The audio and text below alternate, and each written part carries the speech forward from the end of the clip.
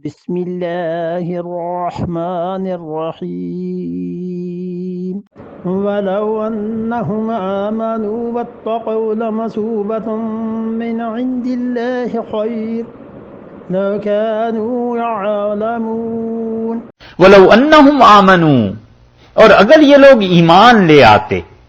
دیکھا آپ نے یہ جو قرآن نے کہا کہ ایمان لے آتے تو مراد ہوا کہ جادو کو چھوڑ دیتے.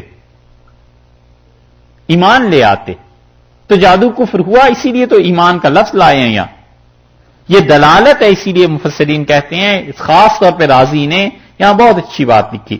رازی کہتے ہیں رحمت اللہ علیہ کہ یہ دلالت ہے اس بات پر کہ ان کے پاس ایمان نہیں ہے. تو ایمان کیوں نہیں ہے؟ جادو کرتے رہے.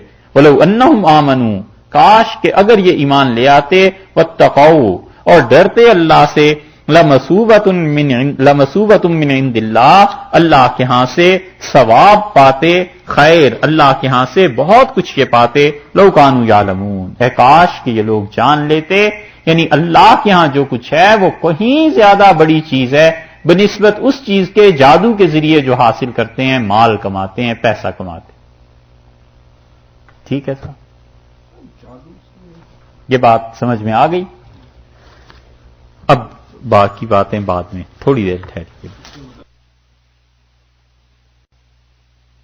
باتیں باقی رہ گئیں. ایک تو یہ ہے کہ جادو کا توڑ کس ذریعے سے کیا جائے، اور ایک چیز یہ ہے کہ اس سلسلے میں ایک قصہ بہت سے لوگوں نے لکھا ہے کہ ہاروت اور ماروت جو تھے یہ دو فرشتے تھے، اور یہ دونوں فرشتے انسانوں کی صورت میں آئے، اور زہرہ جو ستارہ ہے اس نے انہیں آ کے ورغلایا، اور پھر انہوں نے شرک کیا، پھر انہوں نے ایک آدمی کو قتل کر دیا. یہ سنا ہے قصہ؟ نہیں سنا؟ اچھا.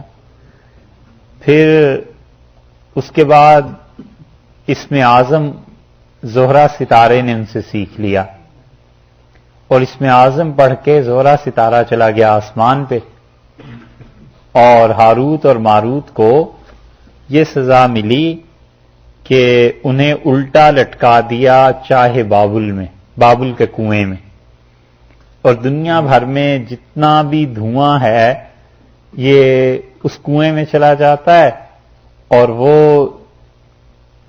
اس دھوئیں کی وجہ سے انہیں عذاب ہو رہا ہے. یہ قصہ ہے، نہیں سنا؟ اچھا چلو، اچھا ہو. یہ سب جھوٹ ہے.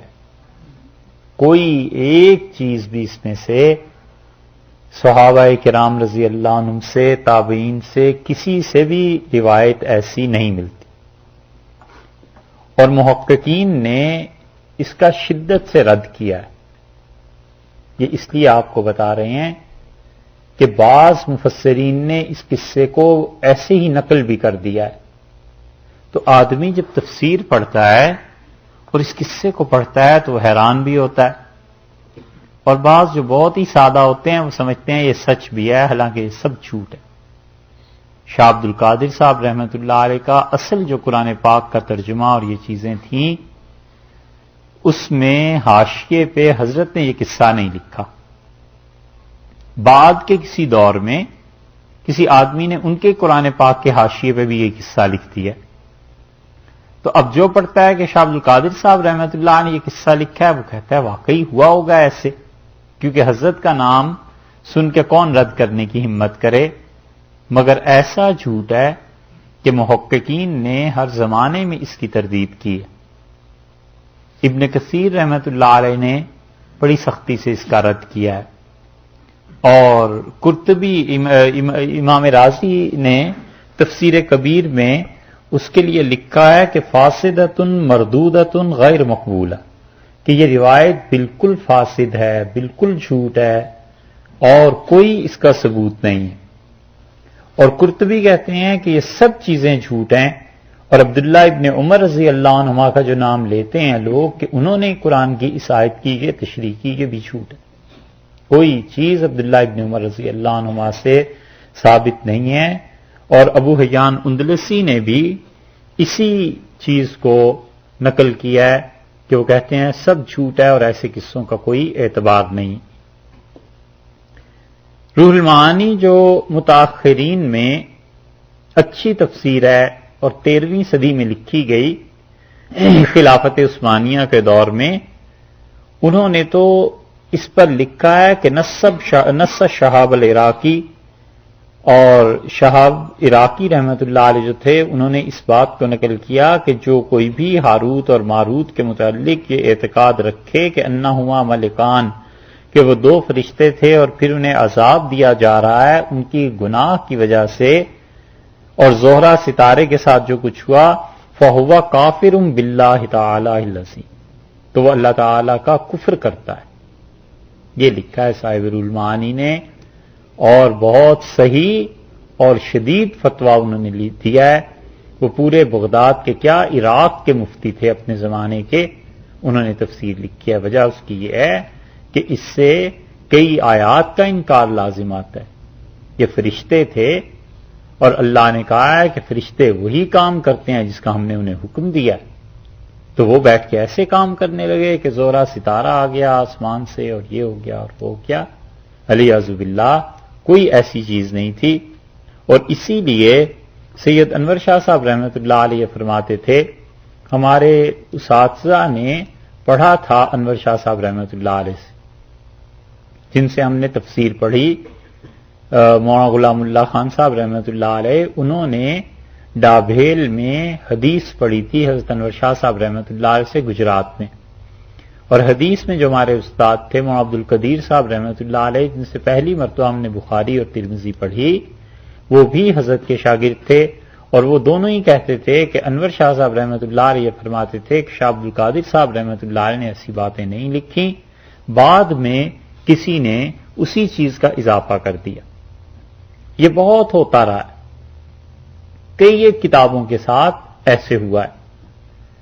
فارسی کا جو ترجمہ قرآن پاک کا سعدی کے نام سے ملتا ہے، عبدالحق حقانی تھے دلی میں، انہوں نے ایک جگہ لکھا کہ میرے سامنے دلی میں یہ فارسی کا ترجمہ کسی اور کا تھا، اور پریس کا جو مالک تھا اس نے شیخ سعدی کا نام میرے سامنے لکھ دیا تاکہ سعدی کے نام سے یہ زیادہ بکے گا، پیسوں میں زیادہ کمائی ہو جائے گی، زیادہ چیزیں آ جائیں۔ بہت سی چیزیں ایسی، اسی لیے شاہ عبد القادر صاحب رحمۃ اللہ علیہ کا وہ ترجمہ جو حضرت نے خود کیا تھا، وہ اگر کہیں نسخہ مل جائے بہت قدیم 1205 کا، تو اس میں یہ چیزیں دیکھنی چاہیے۔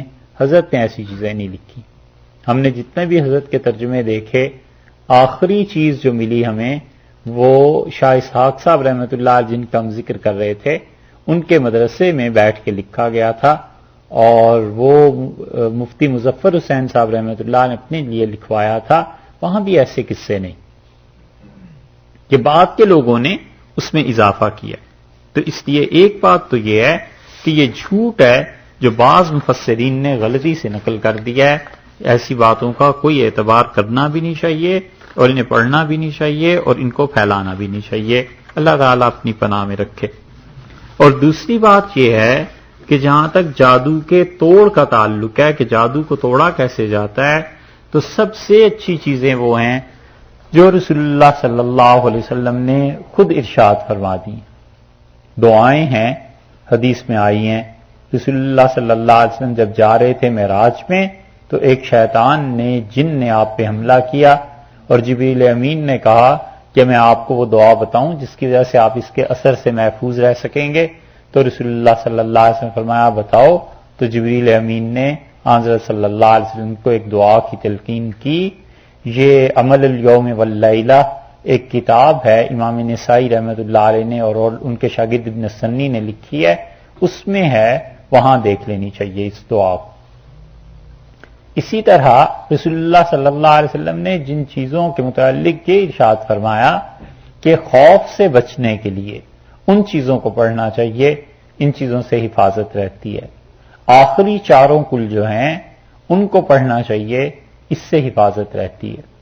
اور ایک اور چیز جو ہے تو بڑی طویل مگر یہ کہ عمر بھر کے کرنے کے کام ہیں، وہ یہ کہ جو آدمی بھی حلال کا رزق کھاتا رہتا ہے اور جھوٹ نہیں بولتا، یہ دو کام جو بھی کرتا رہے گا اس کی زبان میں ایسی تاثیر آ جاتی کہ جنات شیاطین اس سے گھبراتے ہیں اور اس کے قریب نہیں آتے، تکلیف دینے کی کوشش بھی کرتے ہیں تو وہ پلٹ جاتے ہیں۔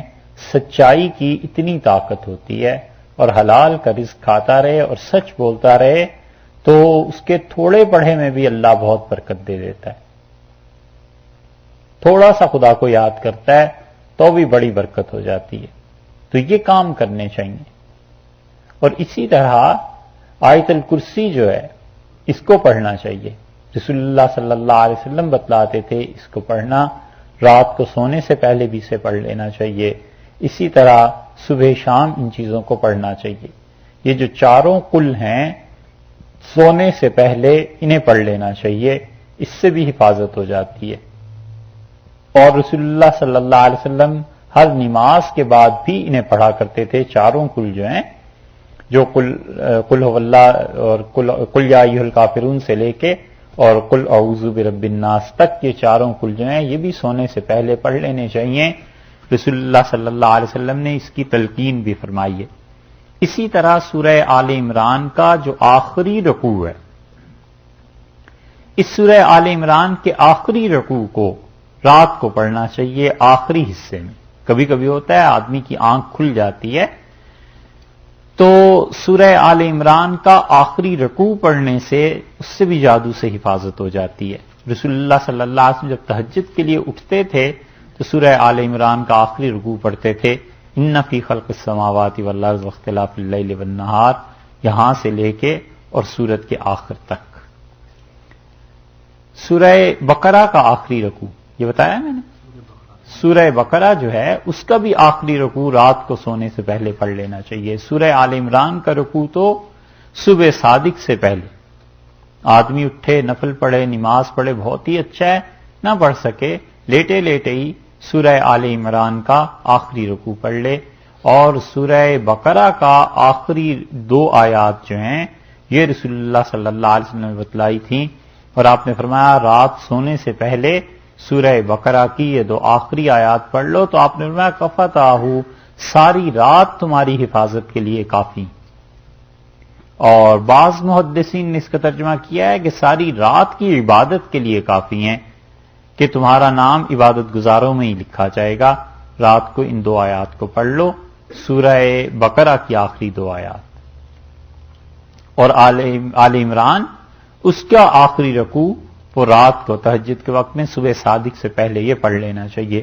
اسی طرح سورہ یاسین جو ہے اس کو بھی روزانہ اگر کوئی آدمی پڑھتا رہے تو جادو کے اثرات اس پہ کم ہو جاتے ہیں، اثر نہیں ہوتا۔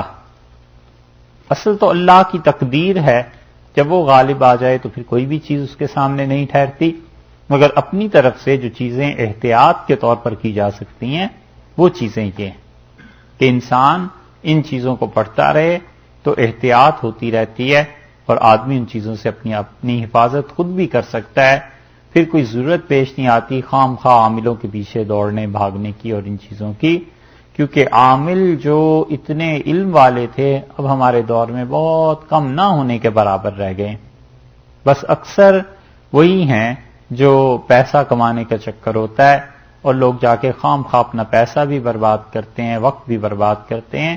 تو ان چند ایک چیزوں کو معمول بنا لینا چاہیے۔ کتنا وقت لگ جاتا ہوگا؟ 15 منٹ لگ جاتے ہوں گے، 20 منٹ لگ جاتے ہوں گے۔ سورہ یاسین کو روز پڑھتا رہے گا تو کیا 2-3 منٹ میں پڑھ لے گا؟ اسی طرح آخری رکوع اس کو تو 1 منٹ بھی نہیں لگتا، اس سے بھی کم وقت لگے گا، 1 منٹ لگ جائے گا۔ تو 15-20 منٹ اگر یہ آدمی روزانہ پڑھتا رہے مختلف چیزوں کو تو اس سے اللہ تعالیٰ کا فضل ہوتا رہتا ہے اور حفاظت اس سے ہوتی رہتی ہے۔ اور اسی طرح سورہ کہف ہفتے میں 1 بار پڑھ لے، جمعے کے دن۔ رسول اللہ صلی اللہ علیہ وسلم فرمایا جو سورہ کہف کو 1 بار پڑھ لیتا ہے، یعنی جمعہ کے دن ارشاد فرمایا، اگلے جمعے تک فرمایا اس کے لیے نور رہتا ہے، اس کو کوئی دھوکہ نہیں دے سکتا۔ ایک روایت میں آتا ہے کہ جمعرات کے بعد جب سورج ڈوب جائے تو اس وقت بھی پڑھے اور جمعے کے دن بھی پڑھے، یعنی جمعہ کی رات کو اور پھر جمعے کے دن کو بھی 2 بار سورہ کہف پڑھنے کا ارشاد فرمایا ہے۔ یہ 2 بار پڑھنا اس اعتبار سے بھی صحیح ہے کہ اصل میں اس صورت میں دجال سے حفاظت، تو دجل فریب جتنا یہاں ہے اتنا شاید دنیا میں کہیں نہیں، کرتے کچھ ہیں، کہتے کچھ ہیں، دکھاتے کچھ ہیں، اور سمجھنے والا کچھ سمجھ کے دیکھ رہا ہوتا ہے اور حقیقت اس کی کچھ اور ہوتی، پتہ نہیں چلتا کس طرح سے دھوکہ اور جھوٹ اور فریب۔ بادشاہ ہے نا فریب دینے کا، تو سچ گم ہو گیا ہے۔ تو پھر انسان سورہ کہف کو پڑھتا رہے، جمعرات کو جب سورج ڈوب جائے تب ایک بار پڑھ لے، جمعے کے دن ایک بار پڑھ لے، ان چیزوں سے حفاظت ہو جاتی ہے۔ رسول اللہ صلی اللہ علیہ وسلم نے ان چیزوں کے پڑھنے کا حکم دیا ہے۔